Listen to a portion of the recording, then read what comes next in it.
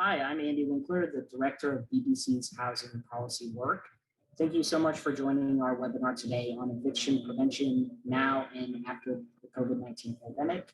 Clearly a very important and timely topic for discussion. So in lieu of any sort of lengthy introduction, I simply want to turn it over to Pam Patnaud to get us started this afternoon. She is a BBC board member, a former HUD secretary, and she is a co-chair of BBC's Housing Advisory Council. So thank you, Pam, and I'll turn it over to you. Andy, thank you, and thank you for the promotion, but I just want to clarify, I was the deputy secretary, not the secretary of HUD, but thank you. It's a pleasure to be here. Thank you all for joining us on this beautiful summer afternoon. It's truly my pleasure to introduce my good friend and my favorite author, Dr. Matthew Desmond. Matt is the author of Evicted, the book that certainly illuminated the eviction crisis, the rental affordability crisis in America. Matt's work definitely changed my heart and my mind. I have always been in the affordable housing field, but never truly understood what the eviction crisis was doing to millions of Americans. So for those of us that are fortunate to be planning our 4th of July with our friends and our families, there are millions of Americans who are terrified facing a potential eviction. So today, it's my pleasure to introduce Dr. Matthew Desmond. He's the professor of the Maurice P. During Sociology at Princeton, and he's also the principal investigator of the Eviction Lab. So Matthew, thank you for joining us. Thank you for so generously sharing your time with us this afternoon. Thanks, Pam. Thanks, Andy, and for the opportunity to be here. I'm going to give a real brief overview of some of the things we've learned about the eviction crisis before COVID hit and what the crisis looked in COVID. It's going to be kind of a data-heavy talk, but I think some of these numbers really are important for understanding the magnitude of the problem we're wrestling with today. So just a primer. So before COVID hit, America was in a pretty serious rental housing crisis already. You know, this crisis is driven by 3 main ingredients. Incomes for renters and many low-income Americans have been flat over the last 2 decades, but housing costs have soared. And this is kind of illustrated in this graph, where the bottom line is this kind of flat, stagnant line of people's wages and their incomes. And that line going up is what you're seeing in median rent. Median rents have basically doubled over the last 2 decades, where incomes have been flat. So it's taking more and more of families' incomes just to afford basic shelter cost. And the federal government really hasn't stepped up to close that gap. And so, you know, we have public housing, we have housing choice vouchers. These are programs that work. These are programs that I believe in. There's just not enough of them to go around. So this is a graph showing about that only about 1 in 4 families who qualify for any kind of housing assistance receive it. I just crunched the numbers again using more updated data. It's now only about 1 in 6, only about 1 in 6 American families who deserve this help, who qualify for this help, get any help paying their rent. And so that has created a situation that looks like this. So these are 2 lines. This is the percentage of poor renting Americans spending 30% of their income or less on housing costs, which is that blue line, that declining blue line. And the percentage of poor renting Americans spending 50% or more of their income on housing costs, which is that green line going up and up and up. And you'll see this kind of divergence of fortunes. Fewer and fewer poor Americans today are hitting our own standard of affordability, paying about 1/3 of our income to housing cost. Most poor renting families today spend at least half their income on housing costs, and about 1 in 4 poor renting families are spending over 70% of their income just on rent and utilities. That's a housing crisis. And that means we've moved from a place where evictions used to be rare in this country, used to draw crowds, used to be strange, to a place where evictions have been incredibly commonplace in the lives of poor families and in poor communities. I set out to study this problem several years ago, spending time in Milwaukee, Wisconsin, living with tenants getting evicted, spending time with their landlords doing the evicting. But since then, we've started an organization called the Eviction Lab, and we've created the first ever national database of eviction in America. All our data are public. You can go online and kind of interact with them. And what we've learned is that, you know, in an average year in this country, about 3.7 million evictions are filed. Well, how much is that? Well, that's like 1 million more evictions happening every year, just like an average year, than foreclosure starts that happen at the height of the foreclosure crisis in 2010. So for renting Americans, it's like a foreclosure level crisis every single year, about 7 evictions filed every single minute around the United States. Incredible amount of instability. And when we think of like why this matters, I think that we should think of, yes, of course, like homelessness and families losing their homes, which is devastating. But eviction has a deeper cut into families' lives. You lose your home, kids lose their school, often have to transfer to another school. You lose your neighborhood ties and your community connections. You also lose all your stuff, your possessions, which are piled on the street by movers or taken to a locked storage unit. Obviously, it takes a good amount of time and money to build a home, establish a home, and eviction can just delete all that. An eviction is something processed at the court, and it comes with a record. And that record can follow you around. It can prevent you from moving into a good neighborhood, into safe housing, because many property owners see that mark or that blemish and they say no. It can also stop you from moving into public housing, because many of the folks that run our public housing authorities, even though they don't have to, count eviction as a strike against your application. So we're systematically denying housing help to the families that need it the most. So it's no surprise that after families get evicted, they move into worse neighborhoods than they lived in before, poor neighborhoods with higher levels of crime. They move into worse housing with like no heat, no water, broken windows. We have studies that show that eviction causes job loss. And if any of you on this call have ever been evicted, you know exactly why that is. It's such a consuming, stressful event. It can cause you to make mistakes at work, lose your footing in the labor market.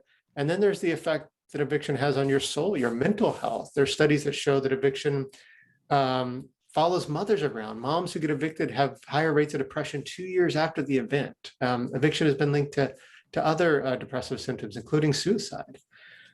Add all that up, right? And I think the conclusion we have to arrive at is that eviction isn't just a condition of poverty. It's not just something that happens when you're poor. It's a cause of poverty. It makes people's lives much, much worse, much, much harder. So it's also kind of an important thing to recognize, and this is a big realization to me after looking at the national data, that eviction isn't just a problem that's in Milwaukee, Wisconsin, or New York City or Seattle. Eviction is something that's affecting cities all around the country. And, in fact, when we look at the highest evicting cities that we can decipher, there are places like Richmond, Virginia, where 1 in 9 renter homes evicted every year, Tulsa, Oklahoma, Albuquerque, New Mexico. Even smaller cities like Wilmington, Delaware, even small towns with populations under 20,000. So when we think of the affordable housing crisis, usually we think of a city like LA, New York, Washington, DC. But what the data show is like the housing crisis is cutting a much deeper, scar across the American landscape, affecting towns, including those with very reasonable housing prices. So here's a map of Ohio and Pennsylvania. The purple here is just population. So darker purple, that's a more urbanized county. That's a city like Cleveland or Pittsburgh. More lighter shades of purple, that's a rural county. That's farmland. And in the middle is suburban communities. Those red dots are eviction rates. The bigger the dot, the bigger the rate. And what's shocking to me is when we look at something like this, we see, yes, that there are high eviction rates in places like Akron or Pittsburgh or Philly. But there's non-trivial eviction rates all across states like this. They're affecting folks that are in suburban communities and rural communities. When we talk about the eviction crisis, and we bring the eviction crisis as a policy concern, we're not just talking about a coastal issue, an urban issue. We're not talking just about a blue state issue, a red state issue. We're really talking about an American issue, a national crisis. Eviction is not randomly distributed across the population. And this is a part of our old story about racial discrimination and the legacy of structural racism in this country. So when you look at where evictions are clustered in America, they really have a disparate impact on Latino and African-American communities, especially those that are below the poverty line. Black renters in this country have about a twice as high of eviction rate as white renters. Black and Latino families are also just disproportionately exposed to the eviction crisis because they're more likely to be renters than white families. So if we care about racial inequality and racial justice, we also have to care about the housing crisis. These patterns have persisted in COVID. So this is a graph that just shows racial disparities in eviction rates during COVID. We've been able to track eviction filings since the pandemic started.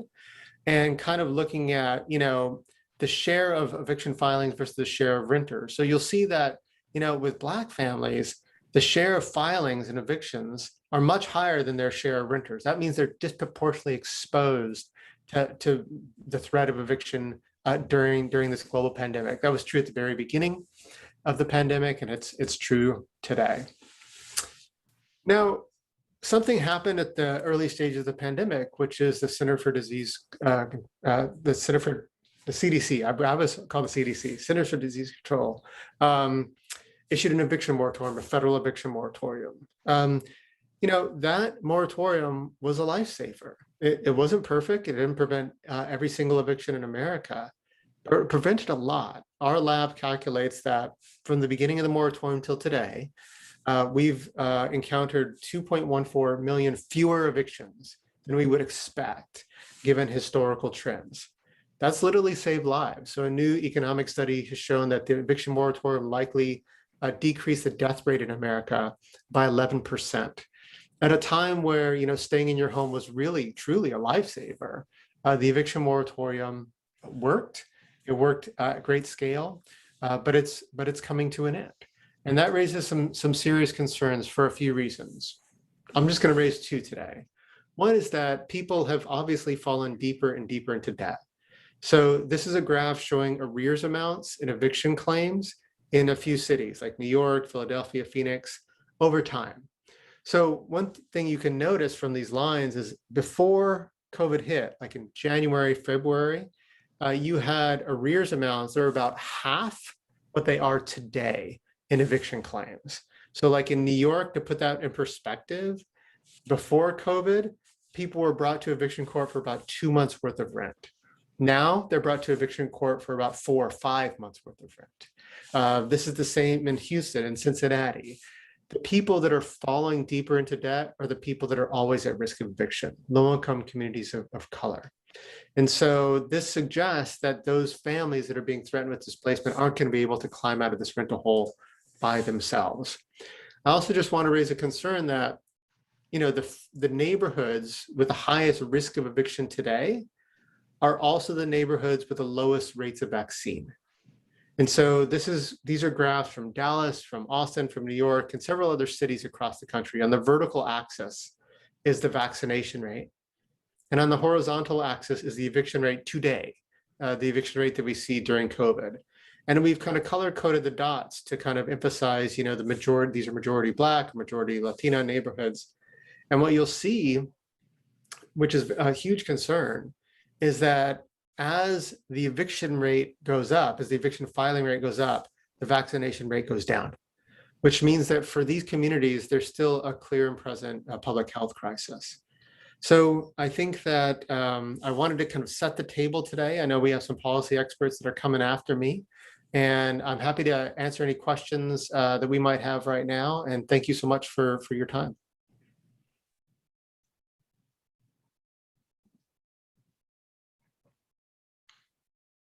So thanks, Matt.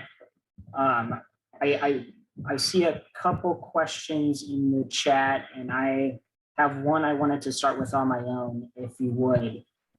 Given that you raised you set the table for us, but from the most recent sort of census surveys and other things that we've seen, there are potentially millions of families right now who are at least a couple months, if not more, behind on rent.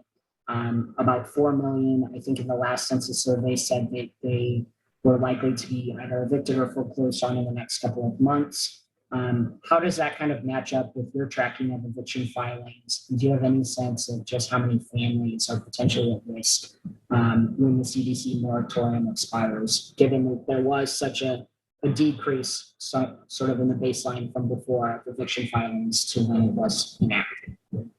The estimates have been pretty over the map. The truth is our data infrastructure here is just not what it should be. We should have a national infrastructure that allows us to track evictions like in real time. So we could have like a clear answer to these questions and other questions like, Is there massive racial disparities in the eviction rates? What policies are working or not working? And we just don't have that. HUD does not cultivate such a database, and we're kind of the best show in town, and there's big holes in our data. So I think that the answer from a social scientific perspective is it's really hard to tell. On the one hand, we have like an impending closure to the moratorium and bent up eviction demand. On the other hand, we have like a serious investment from Washington in rent relief. And on the other hand, we have this unique, original, enormous problem of distributing these dollars through distribution channels that had to be created from scratch.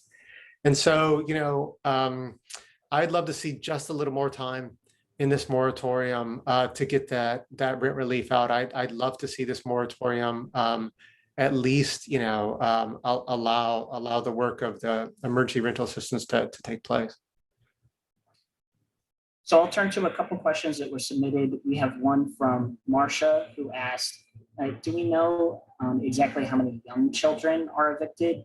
How many of the people in your filings, if that data is possible, I know there's limitations, are really impacting young children in their developmental years?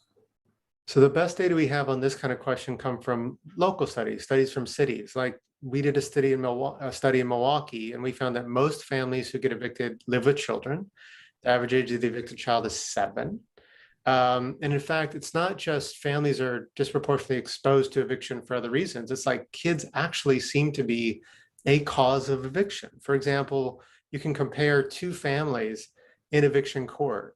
And if they, share similar incomes, ethnic backgrounds, gender, if they're behind the same amount, the family who lives with kids is 3 times more likely to receive an eviction judgment than the family that doesn't. When I started studying this, I thought that kids would shield families from eviction, that there'd be certain protections for families with children, but that's not the case. In fact, the opposite of truth. Children seem to expose families disproportionately to displacement. So we have quite a few other questions coming in, so I'll try to tick down them quickly.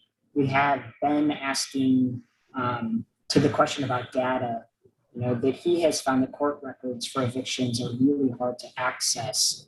Through your work, what have you found to be the best way to get that data from eviction filings? They're hard to access some places. They're easy to access other places. I think some states have said, hey, we need to seal these records so that an eviction record doesn't follow a tenant around, affect their housing choice, affect their credit. I support those measures. Other states have made eviction records incredibly open so that anyone can use them. That includes researchers like me that don't want to kind of use them to affect people's housing choice. It also includes folks that do use them as markers of risk. One thing that you could start by doing is you could just go to our website, which is called evictionlab.org.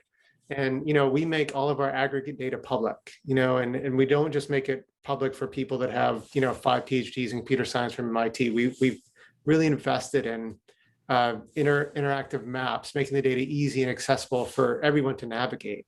So I'm mostly kind of a on the ground storyteller kind of guy, and even I can do it. So I think that that's one place to start. And that, if you want to kind of go from there, the second place to start is your county clerk system, your county court system. So one other question on, how much do we know about what happens after eviction? I know it's the subject of your book, but how many people, do we have any sense, does it turn into literal homelessness? Are they forced out into an unhoused situation? Do they have to go to shelters? Do we know where people end up? And has this changed at all? Or do you think that it may have changed because of COVID? So the COVID question makes this question all the more morally urgent. A non-trivial share of folks who get evicted double up with family members or friends or even just acquaintances, people that they have a pretty loose tie to. And that's, a giant public health risk if people aren't vaccinated. In New York City, 30% of people checking into shelters check in because they've been evicted. If you ask people in eviction court, where are you going to spend the night, after your eviction, most say, I don't know. And so I do think that eviction does have these like serious links to legitimate homelessness, whether that's sleeping in your car, sleeping on the street or the bus, or doubling up with friends and kind of stretching everyone's resources. Now, if I was an economist, I might say, well, doesn't eviction, correct a market equilibrium? People are living in housing they can't afford. Eviction is painful, but that like pushes them to a place in the market that they are, are better suited to. That's just not what happens in reality. So people are already living at the bottom of the market in places they can't afford. And so when they actually do find housing, a few months after they are evicted, maybe, a year after, depending on how tight the market is, they often move into a place that's just as expensive as the place they got evicted from. So in terms of this being something of a market correction or a narrative that we kind of employed during the foreclosure crisis, it just doesn't work with the eviction crisis. So we had one other question, and maybe we'll end it at that. There was the announcement today, I think, or earlier, about California paying the back rent from all low-income families.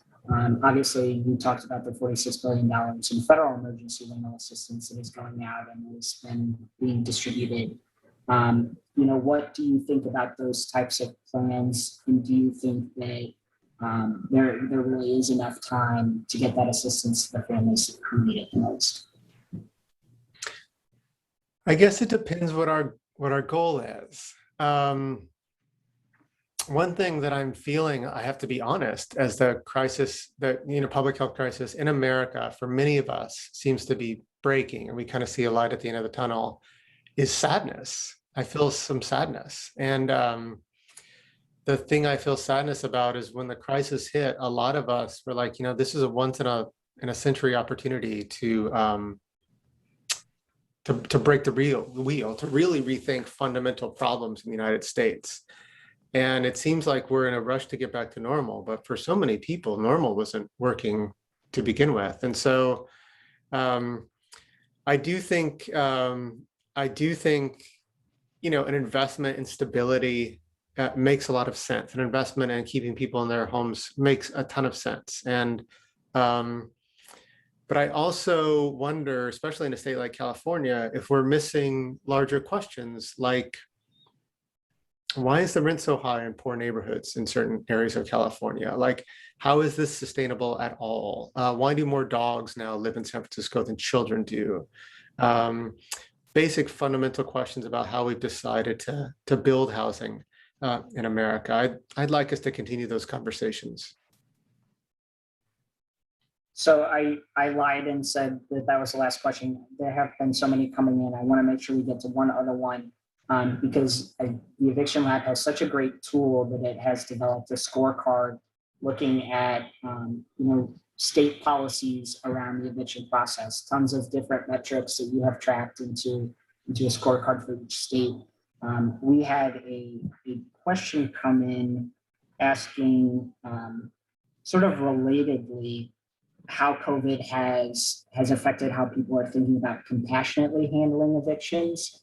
I think relatedly, providing that information on, almost best practices or metrics, things that, particularly during COVID, have been important to preventing evictions, has led to a greater awareness of all the different tools that could be in place and are mostly not in states across the country. So have you seen just an uptick in interest around some of those policies, things like the right to counsel or eviction diversion programs? Are you hopeful that even at the state or local level, that those things are starting to kind of disseminate? Yeah, it's such a great idea. So what we saw a mix in COVID, right? We saw the right to counsel keep marching across the United States. We saw the outrage over police brutality in Black communities merge with serious questions about racial exploitation in housing markets. I do think we have seen more questions about how we can make eviction courts function as institutions of justice, places that meet everyone's needs, property owners and tenants' needs. But we also saw like courts like figure out how to evict people over Zoom or over the phone. We saw courts adopt to the housing crisis by saying, judge saying, my safety is important, but this family I'm going to remove from their home, their safety is less so. And so I think that I think it was a real mix on this question. In terms of going forward, is the tide turning? Is COVID going to have to do with that?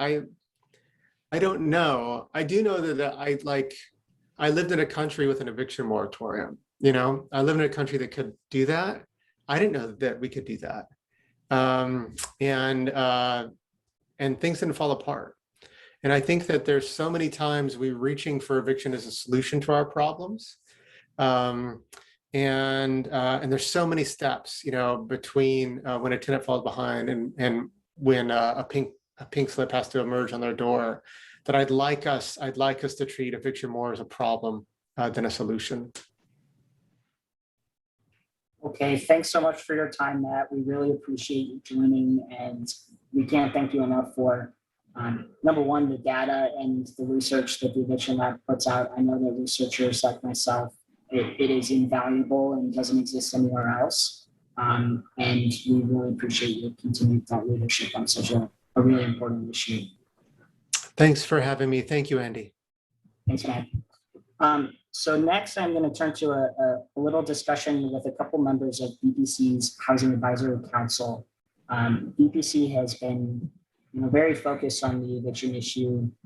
We issued a recommendation last year to provide emergency rental assistance. We're thrilled by the resources that federal lawmakers were able to provide. And we continue to focus on it as such a key and important issue in how federal policy moves forward on housing. And so while kind of balancing the need for landlords to collect rent and pay their own bills, the insights of Matt and Eviction Lab's great research and the earnest work of organizers, activists, tenants, researchers, and many others all across the country is that evictions really disproportionately impact people of color. They can destabilize families, and they can set off a sort of a cycle of unescapable poverty. And so we are really focused on this issue and thrilled to be joined by Gerald Hunter and Karen Freeman Wilson. Like I said, they're two members of BPC's Housing Advisory Council, which was launched earlier this year and was convened to help BPC articulate a vision for federal housing policy that really addresses the stark racial disparities that are present in housing. Gerald has the distinction of running Idaho State Housing Finance Agency for a couple decades.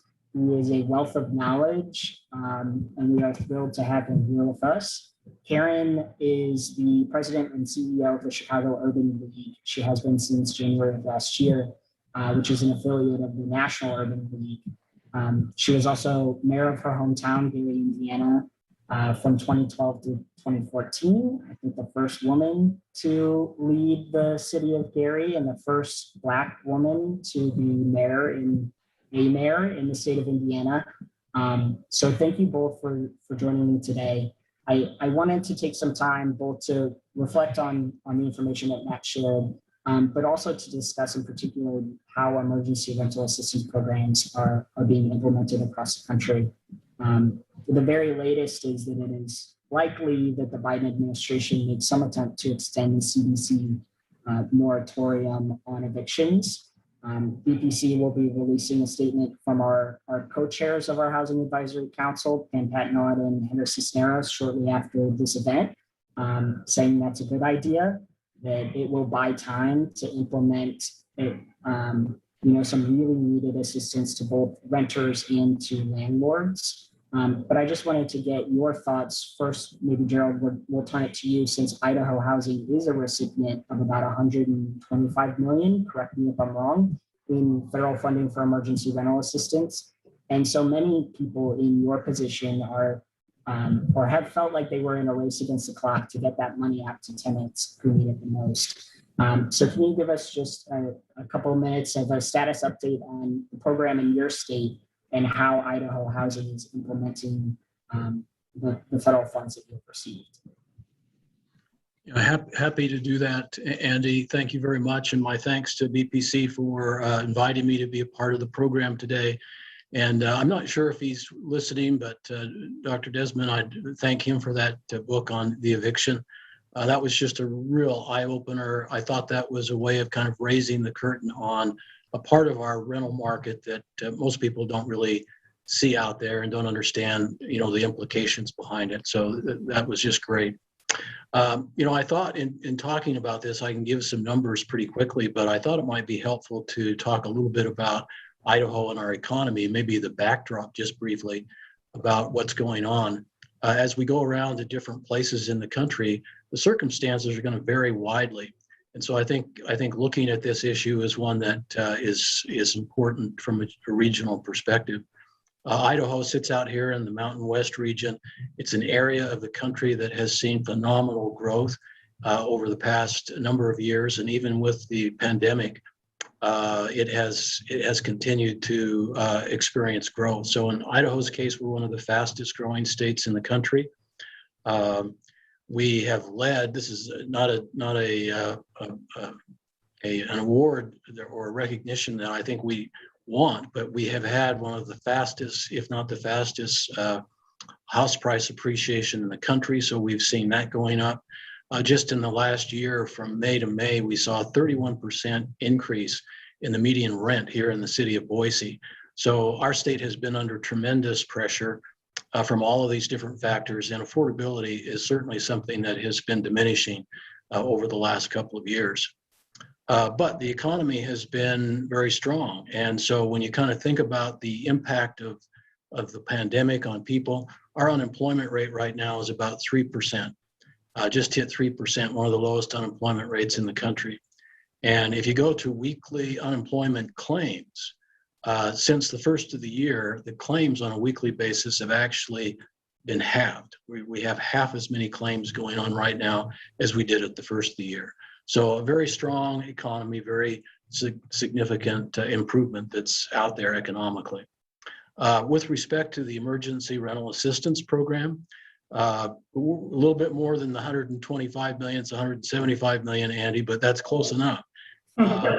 So we had a little bit of an advantage in that we did get a little allocation of funding from the CARES Act to start a program before the beginning of the year. So we've been running a program a little bit longer than maybe most have.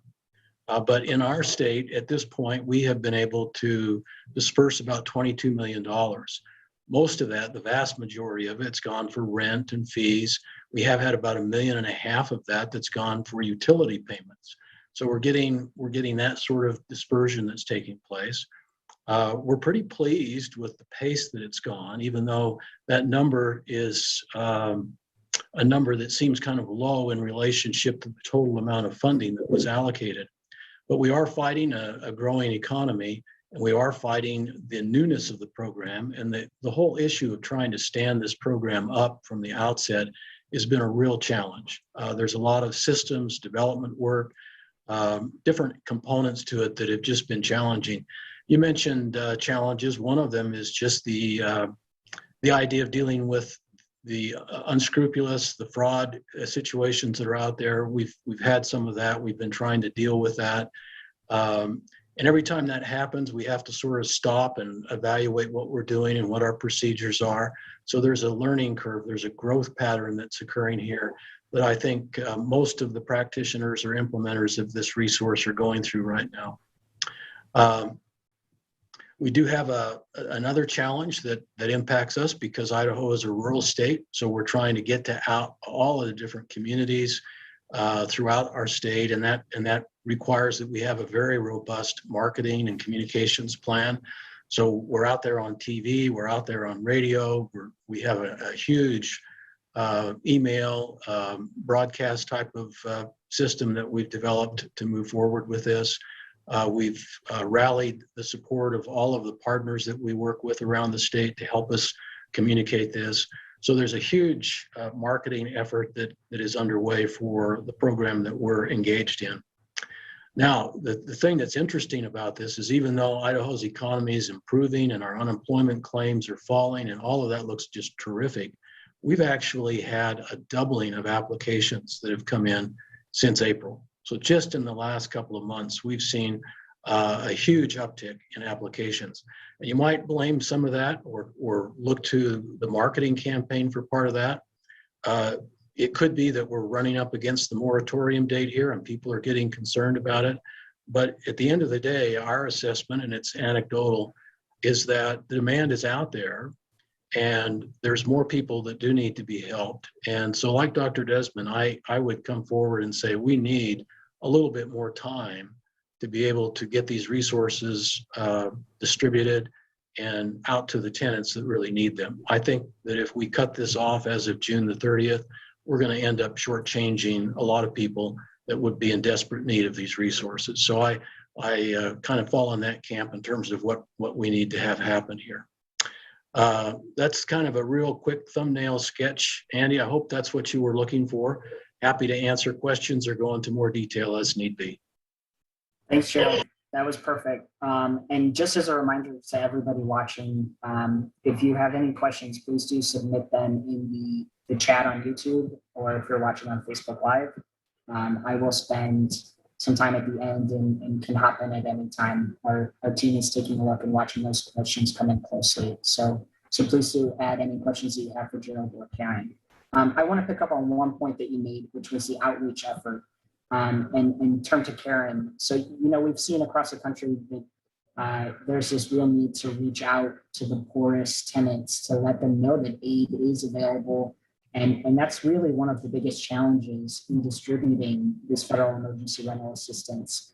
I know organizations like yours who are really embedded in your community, who have a long history in the Chicagoland area, have trusted partnerships, have programs. How have you been a part of that effort to get assistance to the people who need it? And what are you hearing from the people that you work with every day about what the community needs still in addition to the assistance that's been given?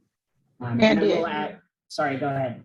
No, go ahead. Go ahead and add. I was just going to add, I know Chicago too has been at least recognized for being pretty on top of getting that money out to people. So you can add anything about the specifics to the situation that you're in, as opposed to, Idaho has, you have very different paths in distributing these funds and very different populations you serve. Absolutely, Andy. And first, let me thank you for the opportunity to join the panel and to talk about what we all know to be an extremely important topic to our citizens. And I will agree with you that the Chicago Urban League has been a trusted resource in the community and in the city of Chicago for over 105 years. And so we were naturally one of the go-to organizations in not only helping get the word out about the relief that was available through the city of Chicago, as well as through the Illinois Housing Finance Authority, but we were one of the entities who assisted the city early on with CARES Act dollars, and then the state later with dollars from the American Rescue Plan that were allocated for not foreclosure, but rental assistance. And for the city, they did get the money out early because they provided codes that we could in turn use to process applications for those who were in danger of losing housing. And in the state's case, we simply assisted with the processing of those applications, and that process is ongoing, and people are still being assisted in terms of the processing of the applications. You talk about, and Matthew earlier talked about a long-term solution, and I think that's really where the Urban League, through our research and policy and advocacy work, through our Research and Policy Center, is really advocating. Last May, we came out with a white paper that talked about the impact of COVID-19 on Black and Brown communities, both through the incidence of death the incidence of contraction, but we also talked about the social determinants that created this risk, that created this insecurity around food, around housing, and some of the things that needed to be done to really prevent that from happening. And one of those things was to really look at how we were able to address the inability to pay rent, because we knew that both the inability to pay rent, the inability to pay mortgages was going to have an impact. And because Chicago has just gone to a full reopening, that we were going to see long-term failure to pay. And rather than simply saying, well, once the moratorium is over, once the eviction once the person was eligible to be evicted, let's evict them and give the relief to the landlord. Let's look at how we might be able to work with the landlord and the tenant to create relief. And that's really one of the things that the Urban League does in our financial empowerment arm of our housing, or in our financial empowerment work in the housing department. How do we come up with an agreement that landlords and tenants can work with? The same is true in some of the legislation, relief legislation that was passed in the City Council, the Chicago City Council, to create some of the parameters around eviction that would make it less likely that a person could be evicted, that provided for mediation in the instance that a person is eligible or in danger of being evicted. And I think that that is not just a COVID solution, but that's more of a long-term solution. Thanks, Karen. So I have a couple other questions, but I did see some, I'll turn first to Gerald, that came in regarding the specifics of Idaho's program. Where did Idaho sort of fall on the need to both, as you mentioned, prevent fraud and abuse, which has been a concern across sort of COVID relief dollars, and the need to keep requirements as loose as possible to make sure that people are easily accessing funds. So where did Idaho and its implementation land on things like attesting for their own need, and what kind of documentation do you really need to come to the table with? And if, as the program continues to be implemented, are you considering any changes, or have you learned anything from some of your peer state housing finance agencies and other departments running similar programs? Well, thank you. The issue that you bring forward is a very challenging one. And I guess I would respond by saying I'm not sure that we've really settled on a particular strategy, because it's just a very dynamic sort of activity. As we look at fraud, as we've had different occasions of that, and some of it, quite frankly, has been sort of sophisticated, surprisingly so. We've adjusted our policies, we've adjusted the way we approach things, and we hope that we sort of close the door on some of these situations. And at the same time, though, we're trying to be very sensitive to the idea that we don't make this overly difficult. One of the concerns that we actually have in the program administration is that we're just a little bit under about 50% of applicants that make an initial application, and then just they don't respond further. It's over. We can't collect documentation. We can't get that together. We think that's a really high fallout rate.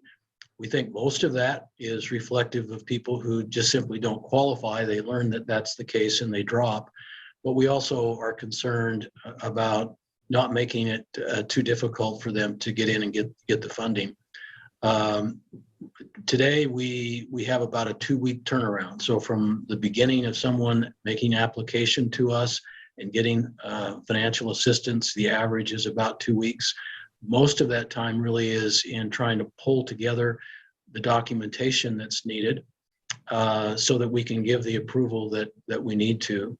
And we've actually been thinking about a couple of different approaches that we might take. One is to employ many of our not-for-profit partners around the state to sit down with prospective renters and help them to fill out these application packets that we have. So it is an interesting challenge. I mean, I don't have a clear answer for you. I think it's something that we continue to work on. We do allow tenants to self-certify in some situations.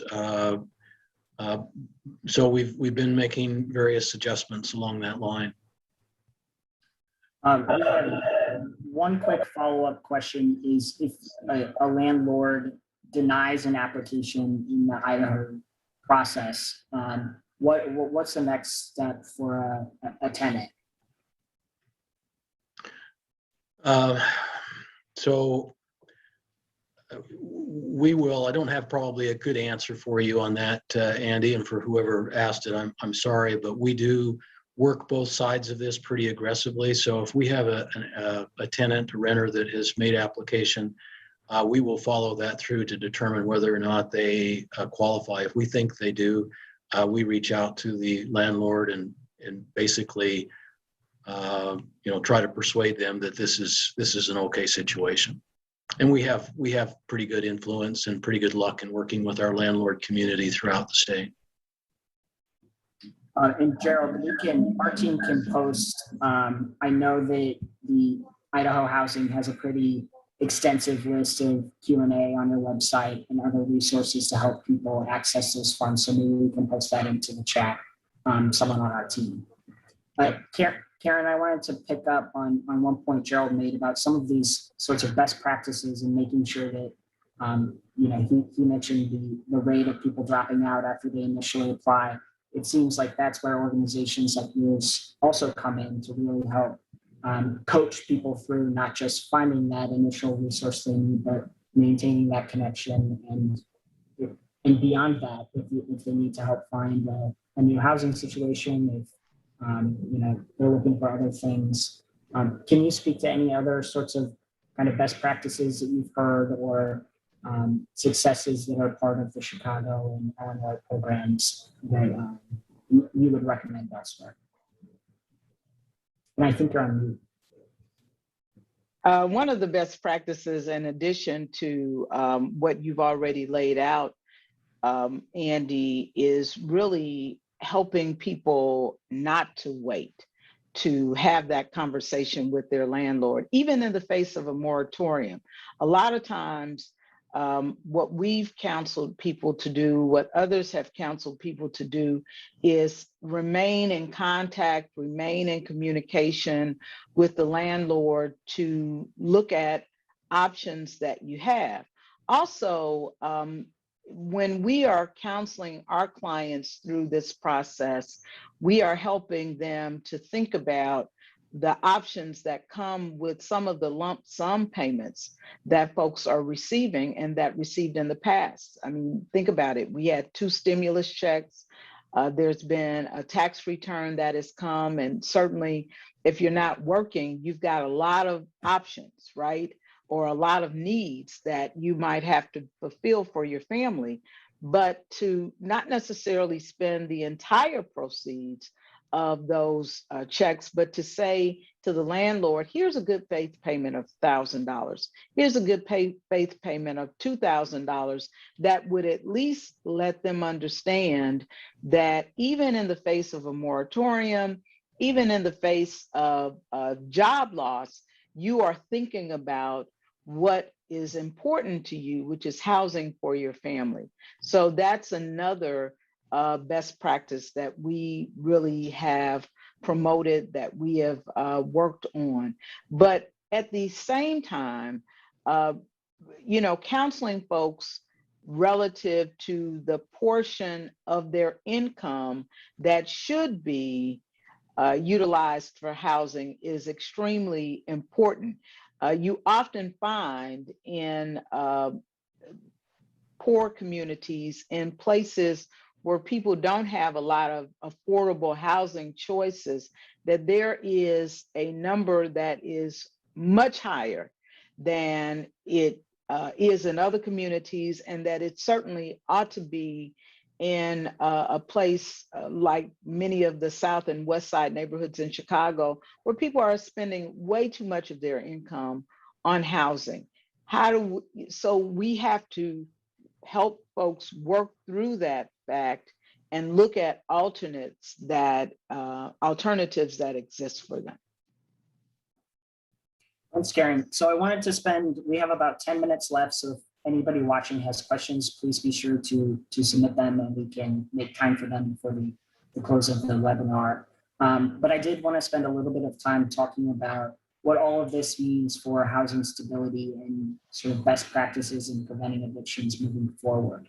One thing that I've been particularly struck by is how overwhelming I think, in particular, federal policymakers have responded to the eviction crisis in providing over $46 billion in emergency rental assistance, which is, an unprecedented amount of money for a program like that. It's never been done before, and it showed an overwhelming bipartisan response to the need to keep families in their homes, and in particular, the public health imperative to keep families in their homes. So maybe if you could both just reflect a little bit on what you think, having built out this infrastructure, Gerald, having a program in place where you are distributing emergency rental assistance, if there was a federal funding source for that type of program moving forward to help people with, one-time emergencies, getting behind on their rent that could prevent evictions, is that something that we should be thinking about at the federal level, and what other sorts of rethinking of eviction do you think that the crisis is generating? Yeah, thank you. I think one of in Dr. Desmond's book, Eviction, one of the things that I think he does a very good job with is highlighting some of the unintended consequences, sometimes a very simple thing that if it had happened would maybe have changed the outcome for some of these folks that he writes about. And, I think back in our own history about working with people that we oftentimes, just for ignorance, we miss something that's really critical. And just to give you an example, I recall many years ago a time where we had a VASH voucher. VASH is a veterans voucher, housing voucher for veterans, for those who don't know that acronym. And we weren't getting the kind of utilization of those vouchers that we'd hoped for. Well, it turns out that the problem was that the veterans didn't have a security deposit.